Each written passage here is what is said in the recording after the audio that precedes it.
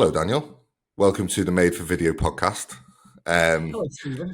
The reason why I wanted to get you on was because obviously we've probably lived in close vicinity to each other for a long time. And it's only probably the last year or so where I've actually got to know what you do in terms of the mental health work that you do and the business work that you do in terms of in the dead ground. So I want to dive into all that stuff. But for anyone in my audience who might not know what you do, who you are, who you help, all that kind of stuff, give me a bit of background on that. I've got a bit of a diverse business model, if you will, but you can kind of sum it down into, I mean, realistically, it'll be three very, very soon, but currently it's two main things. The first one that's kind of like what I do. Well, in fact, again, they're both hand in hand. So basically, one side of it is a clothing brand, which we discussed, called In the Dead Ground, which is my startup, if you will, of the two businesses. The key point with that is mainly about trying to make mental well-being sort of information kind of influence, and I don't mean influence in the influencer kind of way, more give people something to look at that isn't the same narrative necessarily. And to be fair, it's aimed really at, I say this quite a bit, it's aimed at people where the generation or the culture we're in now is very much to do with just talk to someone, you'll be fine. Talk to someone, and the way I look at it is obviously you and I are the same age. You know, I know for me personally, I don't think anyone ever taught me how to talk to anyone about my stuff. So saying just talk to someone to me is like, it's just like talking to a brick wall in a sense of, if you, without trying to show someone how they might be able to talk or why it would be a good idea to talk, then it's a pretty moot point. And as I say, it's about accessibility, because the other side of my business is consultancy and training to do with mental health and well-being. So mental health first aid training. I discuss with corporates quite a bit about policies and whatever else that can try and make their place a more mentally healthy place to work, if you will. And the way I always put it is the two things that they've got the same aim. It's just the method of delivery might be different, because the people who maybe buy a T-shirt from me or a rash guard or a pair of shorts, or a shirt, coming soon for the summer. But the people who might buy that sort of thing, they might not have 2 days to come and do a training course, or they might be in a business where they might work in like a gang of lads who are builders, where they might not actually have that opportunity to do that. But I can send them little small information leaflets and stuff like that. And if they follow the social media, again, we often, I try to make every other one some sort of information-y, potentially reframing a perception on the topic. So that's kind of the aim. Yeah, that's amazing. That's amazing. And I'm always fascinated by businesses with an actual mission behind it, because you see a lot of startups these days, really, and it's like they just started basically just to have a side hustle or look cool on social media. But I always find it really fascinating when there's an actual real purpose and mission behind it, and that's why I've sort of gravitated towards it as well, and that's why I wanted to speak to you. What sort of started that whole process and journey for you? I know you've got a bit of a military background, haven't you? So what was the sort of trigger point where you said, right, this is what I need to help people with? Well, I think so. I was in the military for just under 14 years, so 13 and a half years. But I'd say I've had stuff go on with my mental health and well-being that I didn't really understand for probably my whole adult life. I mean, again, you and I have got a very similar youth background, if you will. If you think about how, when we grew up, it was kind of like getting into trouble, being little general delinquents, nothing too, heavy, but, maybe drinking on the streets, that type of thing. Again, not something I would be like what encouraging anyone to do, so to speak. But it's not the end of the world either. So it is what it is. So like I think if I look back all the way to then, there was probably little things ticking along and going on that I didn't understand or know about, and that manifested through into my adulthood, the way I had interpersonal relationships and whatever else. And then it was about 10 years ago or so. I had a spate of things happen to me.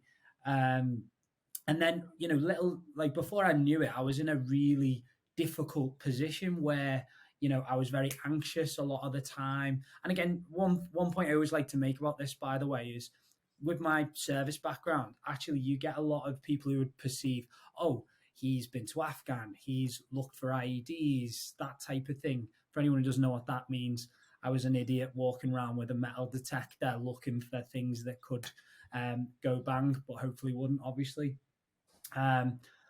So like people a lot of the time draw that conclusion straight away, but actually the stuff I've got might have been influenced slightly by that experience, but it's not trauma related. And I do think that's an important point for us to kind of make, because there is this perception, maybe even a stigma, about service and ex-service people all being broken. Anyway, so when I left the military, I found, it was one of those things where it was quite interesting. Actually, I got offered to go and do a talk somewhere, and at first they asked about. They said that the theme for the talk is support, and at first I was like, oh, I don't really know how I'm gonna. And what I did was I just kind of stripped back my experiences of like family members having difficulties with their mental health, me having difficulties with my mental health, and then kind of like just told the story. And at the end, I found there was a lot of people saying, you know what, that was really powerful, like that was really good. And it got me thinking, when I was leaving the army, I did a mental health first aid course myself. And, the interesting part is I never really understood until I did that course that I'd had some sort of actual legitimate stuff go on with my mental health. Because I was literally sitting there half the time thinking, I've had that, I've had that, I've had that. When they were talking about symptoms.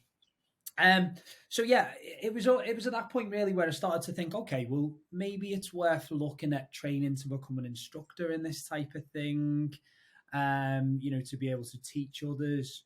And part of my leaving the army, I did health and safety training. So again, it helps me talk to these people in businesses about policies, because I've learned about how you would do a policy for, say, slips, trips and falls and that type of thing, the old typical health and safety. Yeah. You can apply the same principles to mental health and well-being.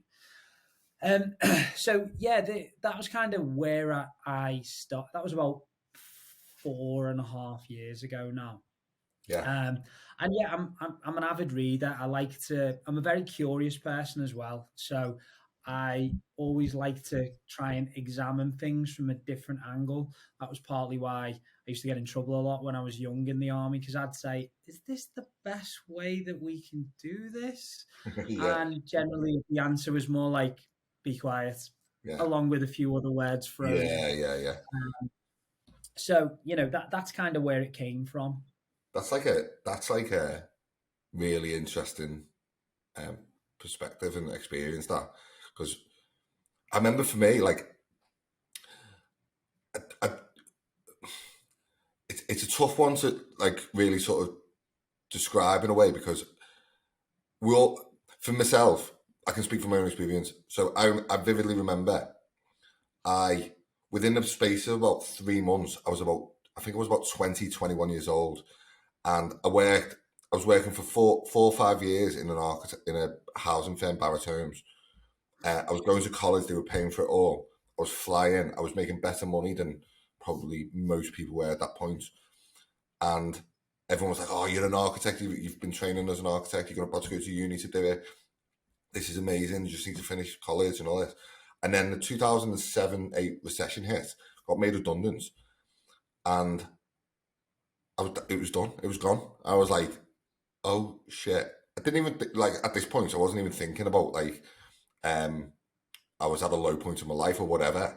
And then I remember sitting in college, and this was like 3 weeks after I got made redundant, and I was sitting in the library doing some piece of work that I didn't give a shit about, and I was like, don't want to do this.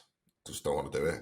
I remember literally standing up and just walking out. Everyone like who was on the course at the time was like, "What the fuck are you doing?" Yeah, And then yeah, I was like, he was like, "Yeah, I'm going home. I'm going home. I can't be asked with it."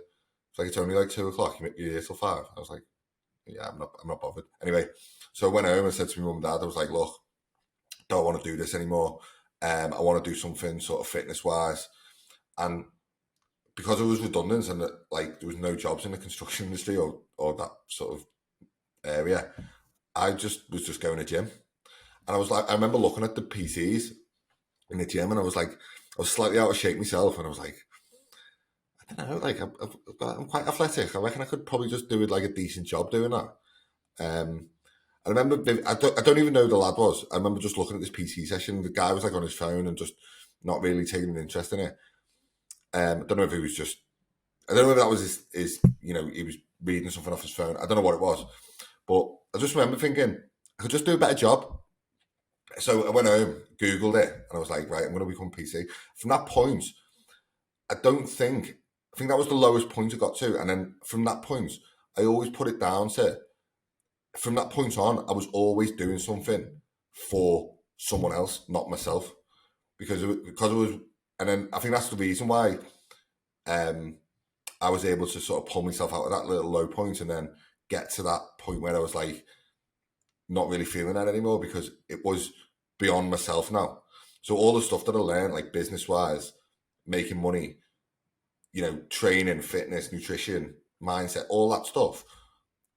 From that point on, it wasn't for me anymore. So it was like a cause bigger than myself, and that's why I think it's like quite cool what you're doing, really. It's interesting you say that. So there's a thing called the 5 ways to well-being, and one of them is give. So give. It could be your time. Give your like it could be a gift, of course, but a lot of it is about trying to be there for others, that type of thing. Mm, Maybe it's volunteer, mm, all those sorts of things.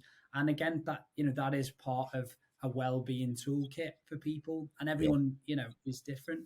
it's weird, that isn't Um, it? Like it's such a like a cool thing that actually, if you've got a I mean, I don't think it's weird at all. Like one of the things I'm a massive believer in, right? And this is just something I've come up with off the cuff.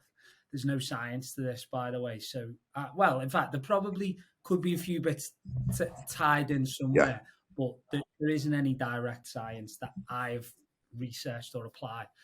I'm a big believer in a triangle, right? So, if we look at that triangle for well-being, you've got physical activity of yeah, some description. yeah, So it doesn't mean you need to climb Mount Everest or whatever. It just means physical activity. So, like, obviously for you and I, we do jiu-jitsu, but yeah, like, or go to the gym or like go up mountains. But it could just be, going around your local area in which, whatever means that might be, whether it be walking, cycling, or obviously if there's any additional needs there too. So that's one part of it. Then emotional well-being. So there's a lot of people out there, especially in the fitness industry, that are like, "Oh, gym is therapy," and it's like, no, therapy is therapy. Like, so, yeah, yeah, like, don't get me wrong, gym can be a really like it can, or like fitness, health, whatever. Sorry, that type of thing can be a thing that helps our well-being. I did a podcast about this a while ago where there was a study done, and the conclusions were like 1.5. It's 1.5 times more effective to do exercise than it is therapy um, or therapy or medication. But mm, there was a lot of things. It was an hour and a half podcast, so I'm not going to be able to do it justice now. Um, it basically it was, there were boundaries and barriers to that. It's not to say exercise isn't good, but that's yeah, something to yeah, bear in mind. anyway, circle back around. So emotional well-being. So if you need therapy, you need therapy. If you have challenges with your interpersonal relationships, if you're in a toxic, control, whatever relationship, that's going to affect your well-being. Simple as. But then the final one, and this is what I think is huge, is community. And that give part is being part of a community. If you are a a member of a community that's and you feel valued in that community, Yeah, then that is 100% to me a massive marker for you to have good well-being. And the reason why I say it's like a triangle is you could have two and still be all right. You could still be doing okay with two, but you have the ability, or sorry, you have the you risk, you add risk by not having the full three things. And it's not to sort of say, you know, you have to be in a community, because some people don't want to be. yeah, But again, in my opinion, that is kind of where an example might be. You could be in a loving relationship and go to the gym, but you don't feel like you're part of a tribe because you just go to the gym. yeah, You've got your partner, and then you're like, I don't feel like I'm part of a group here, a team. I think it's a big thing with squaddies as well, or ex-military. yeah, They've left that tribe that they were in, and now they're kind of like, there's a void there. And for me, that triangle is like, it's not the panacea or anything, but I think it is a really good basic model to work off. yeah. That's amazing. That's actually unreal, to be fair. And do you know what? Like how you've just articulated that triangle. Actually, when I look back over the course of my life, I've probably personally, from a personal point of view, I've probably always had that, like some aspect of the three, which I think is probably still be in good stead, really. But that's cool, man. And That's cool. if you've got none of the three, then you run, your You're running balance of a high risk. probability of Yeah, having a challenge with your mental well-being is a lot higher. yeah, But obviously you can survive with one or maybe two. But if you've got all three, touch wood and whistle and all that, I do think that you've got a good chance, short of a disorder that you don't know about, yeah. to feel fulfilled, mentally well, have a happy life, so to speak. 100%. I totally concur with that. That's you've just articulated it far better than I could ever articulate it. So that's amazing. So this podcast is actually really like a social media focused podcast, but I always think with social media, um, it's because when we start, but like when we first got into what we do, social media, like I think social media was like a small thing, but I definitely wasn't. I wasn't bought into it at that point. Even when I started PTing, I wasn't on Facebook or I wasn't on. There was no Instagram. I think Twitter was like just about getting started, and it's become this like thing where people are talking about, oh, we shouldn't compare ourselves on social media and do this. And I always think I'd love to get your sort of perspective on this, because I always think I don't think social media has really changed us that much. I think it's just exposed us for what we already were. So people were comparing themselves before social media. People had Of course, people had keeping up with the changes. exactly right. So people wanted to look physically better before social media. People wanted to have abs before social media. People wanted to. People didn't want to. People were scared of failing before social media. People were scared of not living up to their own expectations before social media. So I don't think it's necessarily changed us that much. I think it's exposed us for what we already were beforehand. It's just sort of I heard it on another podcast. This is not verbatim. This is like, it's not Yeah, yeah, verbatim, but it was like something like what people put on social media is perceived as like, no matter how sort of far-fetched or polarizing or even insulting it is sometimes, it's perceived as real. So if you put something on and it's like, I've made £1 million in a month and da-da-da, and actually it's probably not that, it's probably a bit exaggerated, people just perceive everything as real. which is like a really bizarre thing, because if you are struggling like with some aspect of your mental health or some aspect of feeling part of a community or whatever it is, and you see all these people, it is like that thing of it's in my face now. It's not something that's hidden away in plain sight almost. Uh, Do you know what yeah. I think the thing is, Steve? I think that I get, and do you know what? I do agree with what you mean. Is these things aren't massively new as such. It's more that it's amplified, if anything. Do you know what I think a big thing is? Is I think people sell based upon basically making people feel like shit. So, for example, people put content out there that kind of like, don't get me wrong, I'm not saying all. There's without a doubt, there's plenty of good, responsible content creators out there. But I think there's a lot of content creators that will kind of be like, you know, whether it be intentional or not, they there's a general rule, and again, that don't quote me on it, but from a book that I've read, there's a general like two. We kind of have two selves, if you will. We have the ought self, Mm, or this is a theory, by the way. This is not a fact, but this is a theory that we have an ought self and our like true self, if you will. mm, So our ought self does things based upon what we think we should do.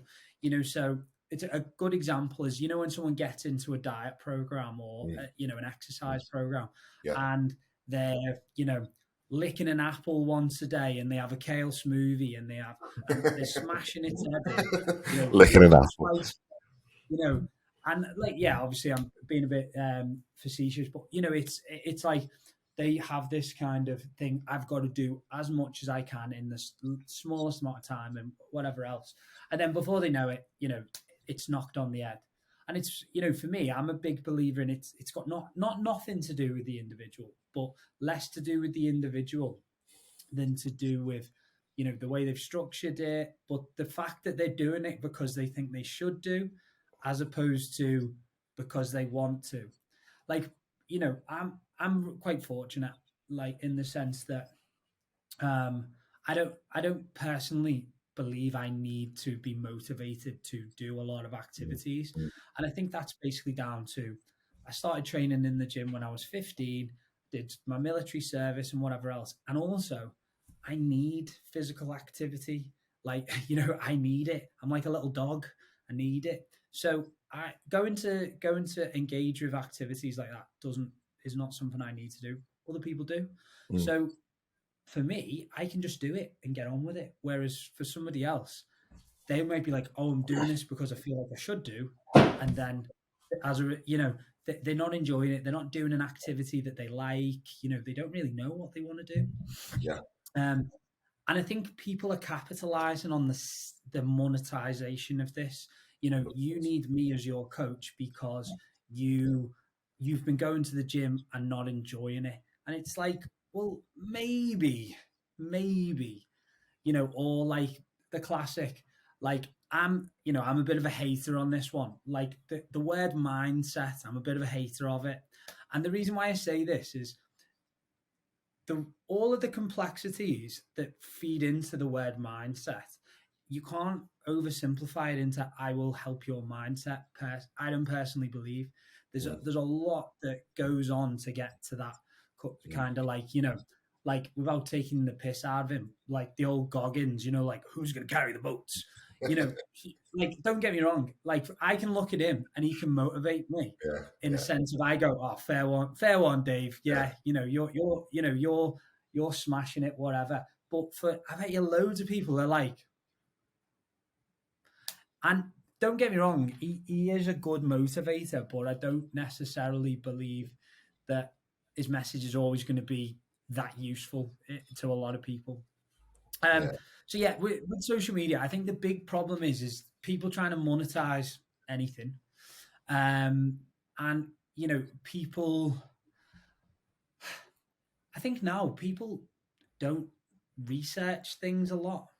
mm, I think even though at the touch of a button we've got Google to look into things, you know, people don't necessarily want to spend that time. You know, we're in that fast society where if you, Steve, can tell me this is how this works, I don't need to look. I can go, okay, cool. Yeah, Exactly right. Steve said that it works. And Exactly right. again, it's a very weird thing that we live in as well, because the most confident people are often um they're often the least competent, in a sense of um again, this is another thing out of a book that I read, where we're more likely to believe someone who's confident than somebody who isn't. But Mm, as I just said, if someone's more intelligent, often they're more likely to question things. So, 100%. like, you know, it's yeah, that again, without getting political, if we look at the governments over Yeah. many different countries, I can't imagine there's many that we'd be like, this is the best person for the job. Yeah. 100%.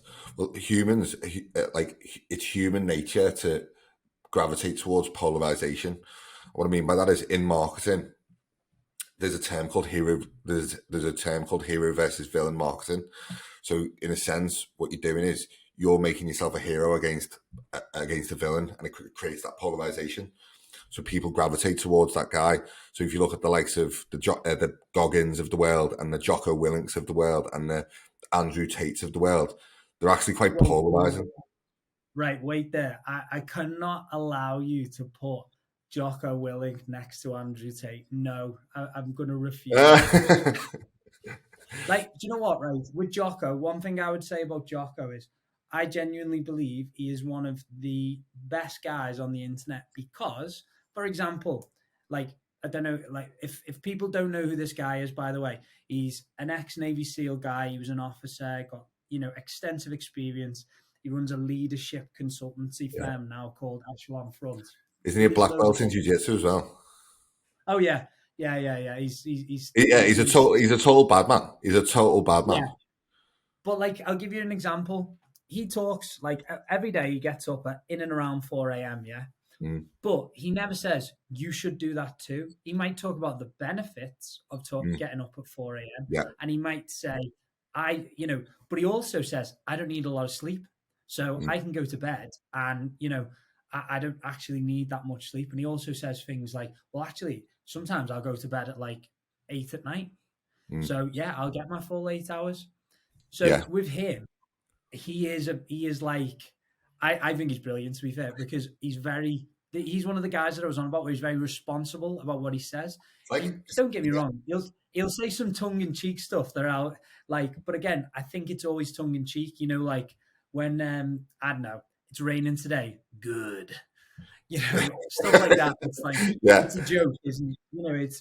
But to be fair, he's right. But This is what I mean, though, you've right? had So, this is what I mean, though, right? So when you look at someone like him, he's a hero, if you will, as opposed to a yeah. villain, So I'd say. it's the hero versus the villain, right? So the Mm. villain. So following on from what you said, and I totally agree with all that. I'm following on from that.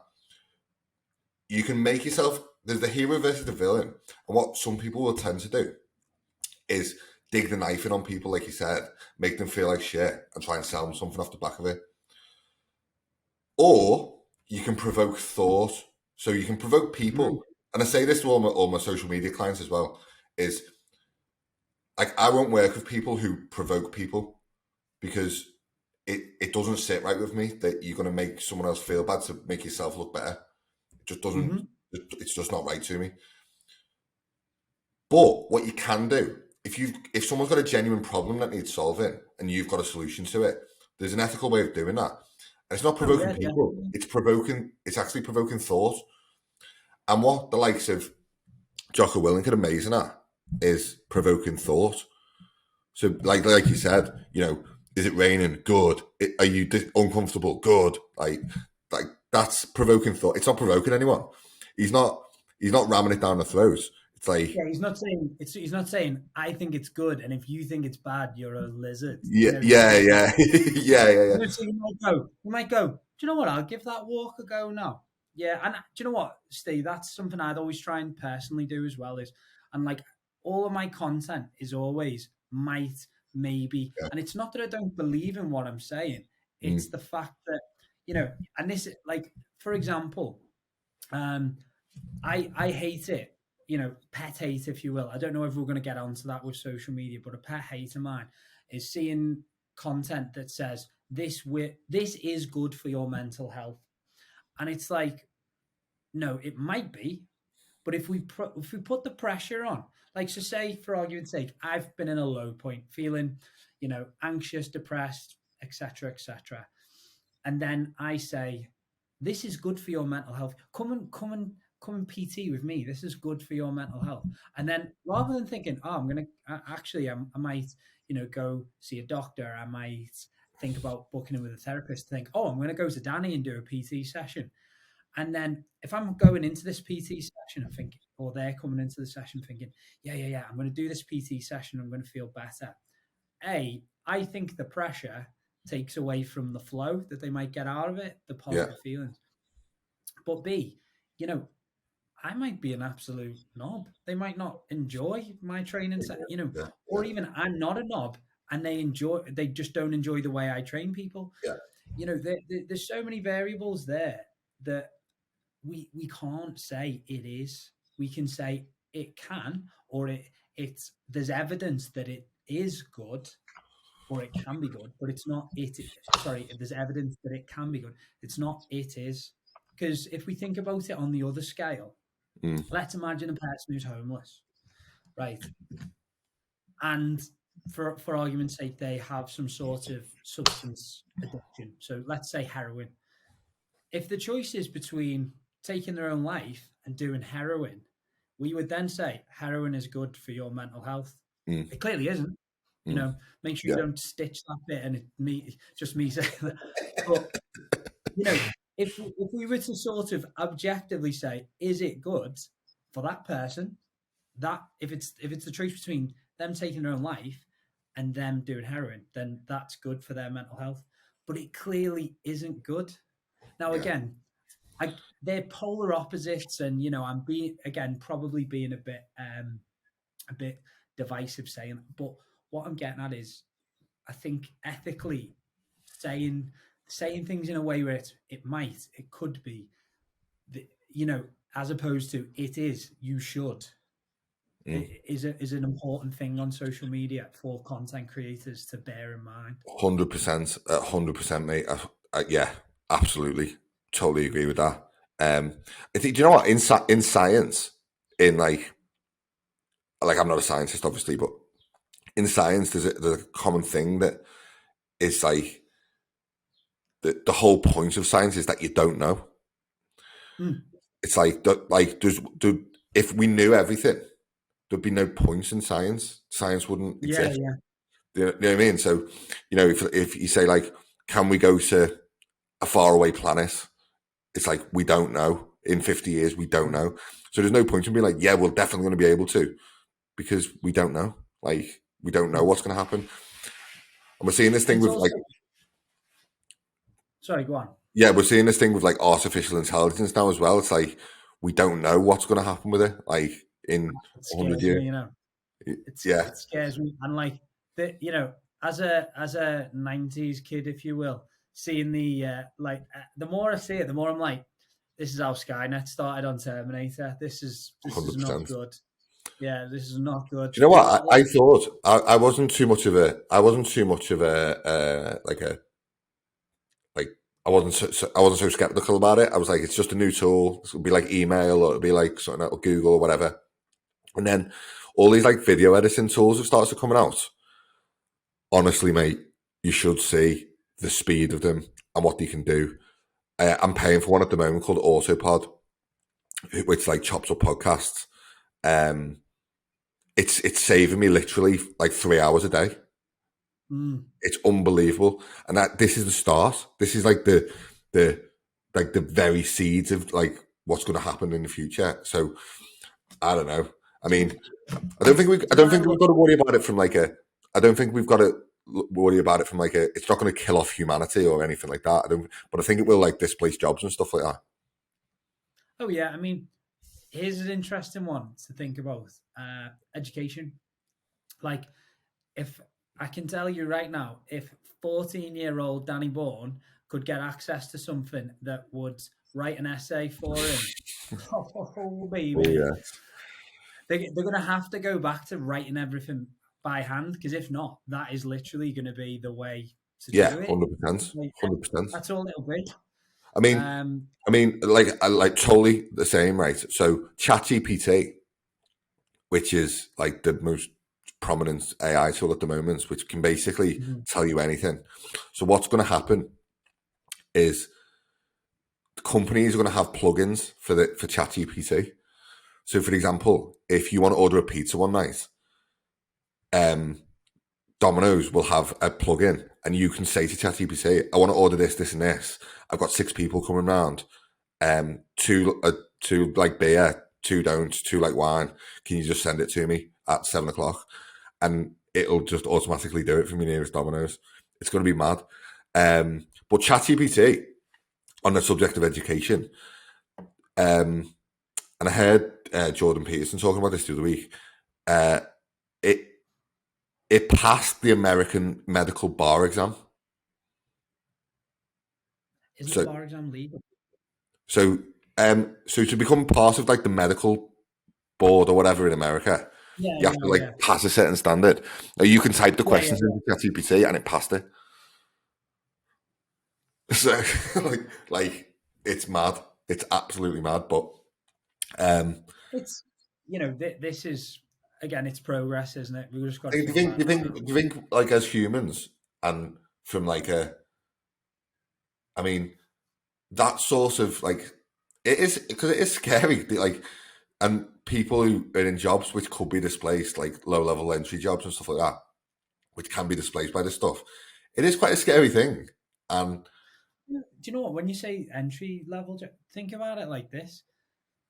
you know if you said to some, like, if you said to, I bet you any money, if you said, I'll come up with a marketing plan, we want to achieve this, this, and this, I bet you it could do a decent job, whether it be that it comes up with ideas that maybe, you mm, or I wouldn't have, type mm, thing. And it might not be a fully polished thing, but you know, it could, I imagine, do something in that yeah, world, without, and that's 100%. just, you know, there's, yeah, and software creators as well. Yeah. Like, how long before it's writing software, and Right. Editing videos, and that, editing I videos, think that creating content. I think that's where it'd scare me a little bit, is having AI produce software, because I'd be like, yeah, but how do we know when it's putting these little, I'm probably sound like a bit of a conspiracy nut, but it's genuinely just thinking, Terminator, we don't want Judgment Day. I don't think. Do you know what? I don't think you're actually. I don't think what you're saying is actually that far fetched though, because if you think about it, Well, if iRobot, there's another one. but if there's something there, if there's like some sort of intelligence there that's greater than human intelligence, and if you put something into it, it can just basically say, "No, that's stupid. Piss off. I'm going to do my own thing." Like that's a scary thing because we don't have any control of that. Yeah, So scary. Not yeah, not for so me. I'm a humans guy. I'm good with yeah, humans. yeah, I'm a people person as well. Now, just before we bow out, I really want to talk about jiu-jitsu because um, we sort of like became friends properly about a year ago now, when I started. Um, and stepping, do you know what? I thought about starting jiu-jitsu for probably a couple of years. Stu McKenzie was saying to me, like, just come, like, I've done a beginner's course, and I actually, like, I can say it now because I'm in it and I love it. Um, I skipped the beginner's course that I should have done because I was just a bit scared to go.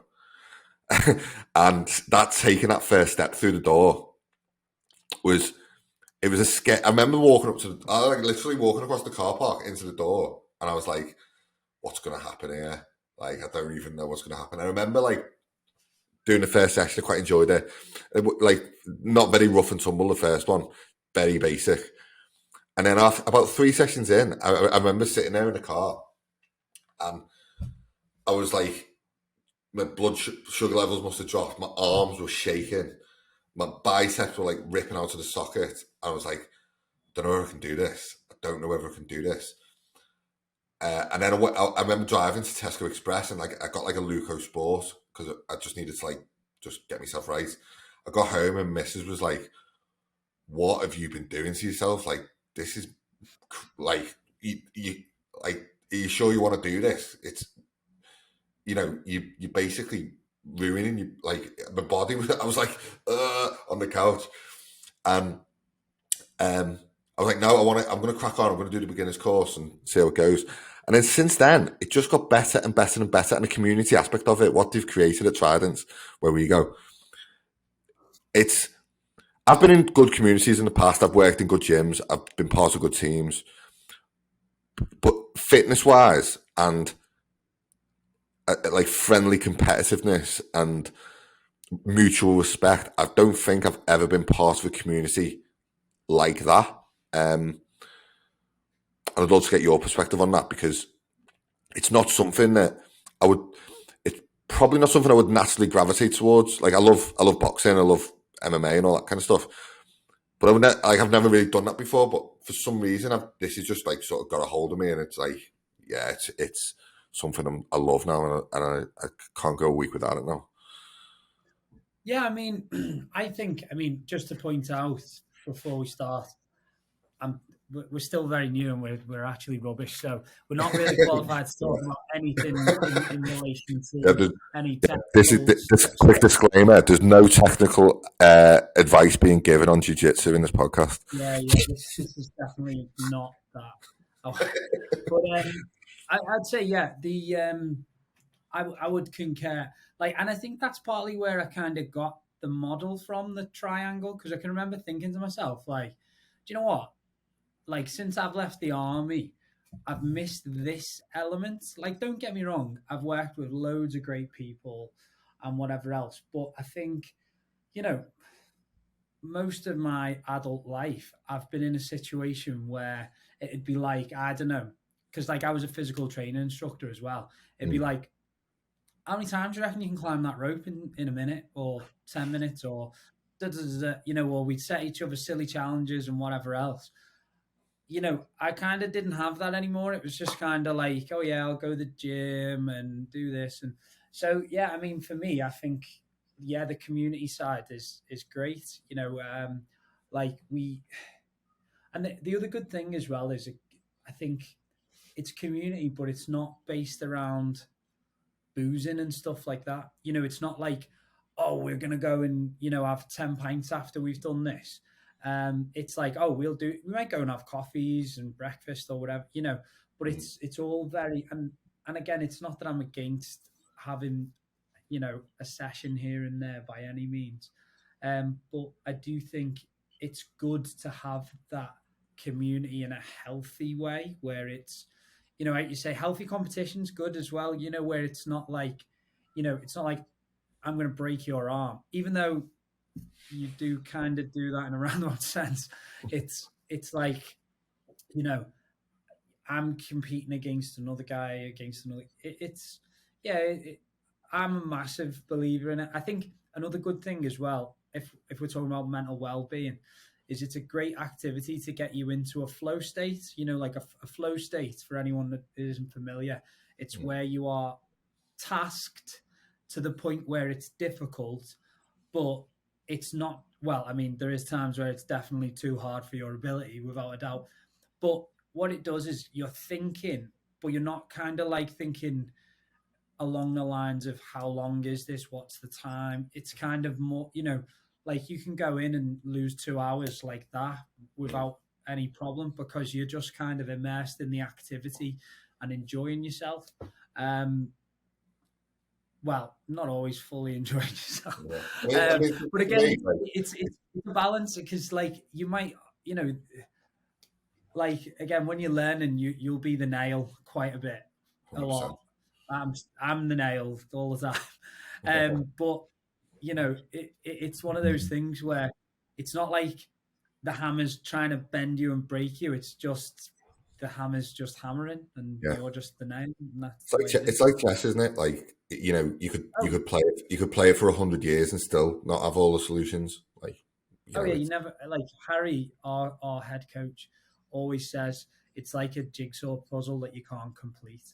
Mm. You know, you'll get more Mm. pieces, and your jigsaw will become more full, but you'll never be able to complete it because there'll always be, Mm. you know, a slightly different way of doing something, or something that might work for me might not work for you, but it might work for another guy in a different way. And you know, it's very sort of yeah, it's a bit of an enigma, but you know, it is a great activity, and a great community is the important thing.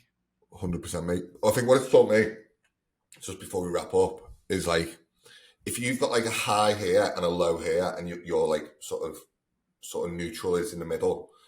If you go in and have like a really good session, and you're on that high, you know pretty quickly, for us as white belts, it's like, you know that you're going to get smashed at some point. So you know, and if you get smashed, you know you'll probably have a good one at some point, and it always keeps you that like level kilter.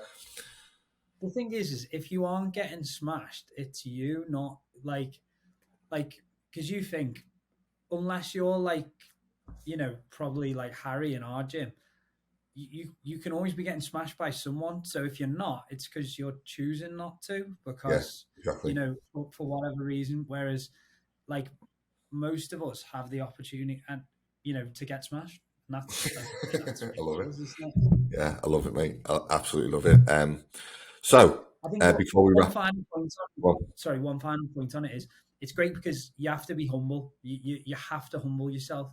You know, like one of the guys in our gym, Harry's son, he's 14 and he'll beat me up. I'm yeah, 36. yeah, You got to humble yourself, yeah, and I 100%. think humbling yourself is a great exercise for you to kind of like see the world in a different way. You know, if you're willing to go and get beaten up by a 14-year-old, actually, you know, you can then look at things in a complete, rather than being like, I deserve this, I need that. Da, da, da. You can kind of go, okay, well, you know, I'm going to let that thing slide. It's Mm. not a big deal to me. And that thing, you know, that wasn't a big deal before, you might have been like, right, I'm going to, this is out of line. I'm going to, and all you do is create agitation for yourself. Yeah, You know, so like again, and that's not just jujitsu, but humbling yourself in general. I'm a big believer in yeah, I is love it. is a is a great way of making your life easier in a I strange love kind of that. way. I love that, mate. Absolutely, and I totally agree. Like, you know, it like you said about Harry's son. Like, he's 14, amazing jiu-jitsu player. He's going to be world class. And you look at it and go, do you know what? If I go out into normal life, into a business meeting, or try to build a relationship with someone that I want to work with, it's like that mutual respect thing. It's like, I know that in the world, there's no point in me being an arsehole to people. There's no point in me being not being a good person to people, because there's these people in the world that, you know, that could literally just smash you to bits. And, you It's know, not I even think about it that, though, teaches is you it? that place in the world. It's not even just that, is it? In kind of like a primal way, it's someone might be an A player, and you don't know because you've judged Yeah, them based on how they look. But yeah, actually, they're an actual A player based on their ability to do whatever. It's not necessarily about that, is it? It's about they are a top draw, or you know, or just a good person yeah. for I love that. whatever it may be. It doesn't, you know, and again, it's that thing, isn't it? Is okay, this person might be a good person for me to know. I love You that, mate. never know. I love that. So, for anyone listening, and we're obviously going to chop this up and get it out there at some point. For anyone who wants to sort of know more about what you do, get involved within the dead ground and your mental health work, where can you find you on socials? So predominantly Instagram is my kind of platform.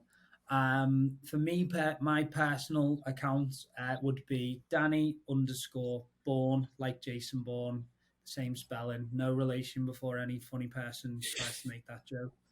And then another underscore underneath. And then for the brand, in the dead ground is just all one word, in the dead ground. Perfect. Um, Just a quick one on in the dead ground though is you might be like we haven't actually covered it. You might be wondering what it actually means. Um, basically, it's about the fact that in the military we use ground for different things. And for argument's sake, if I was on a hill and there's another hill in front of me, I can't see the back of that hill. Okay, that's what you would call as dead ground. Um, and the reason why I've called the business that is, you know, again, it's not just for the military. So there is an element of obviously, if we think about life, if somebody hadn't been looking after themselves, their body, whatever, and then all of a sudden they have some sort of physical illness that might have been lifestyle related, people might say, oh, you know, this has come out of nowhere, or, you know, they have a low with depression, etc. You know, oh, where's this come from? Well, it was always there. It was just in the background. That's kind of the Yeah, premise behind I it. love that. So just so people, you know, I don't want anyone to listen to this and think, oh, it's just for military people. It's for everyone. That's kind of the way I put it. Love it, mate. Love it, mate. Love it, mate. And yeah, it's going to be massive. It is massive. Because there's purpose behind it, and I love it. So thanks so much for coming on, and I'm sure people will be interested to sort of hear this, and I can't wait to get it out. So thanks, mate. Awesome. Cheers, Steve.